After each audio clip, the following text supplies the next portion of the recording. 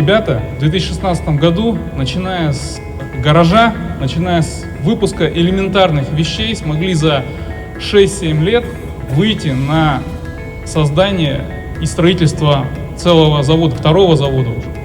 Сегодня для нас как никогда приятно видеть результаты той работы, которую мы делаем вместе с нашими партнерами, с нашими предпринимателями. Мы видим станки, которые стоят на производстве, мы видим группу креативных ребят, которые разрабатывают модели с нуля и выпускают уже готовую продукцию.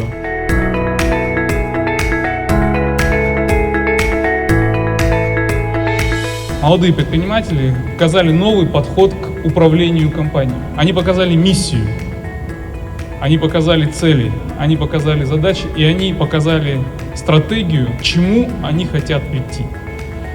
Я убежден, что вместе через год мы сможем профинансировать новое производство для того, чтобы к 2027 году выйти на создание собственного бренда, собственной Икеи, собственного УБИ, собственных крупных предпринимателей, которые будут известны на просторе не только Евразийского экономического союза, но и в других странах мира.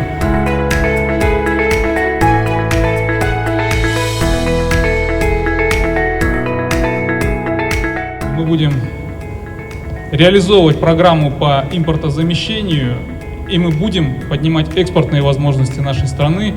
Руководству компании хочу пожелать больших успехов и обязательно реализовать ту программу, ту стратегию, которая у них заложена в компании.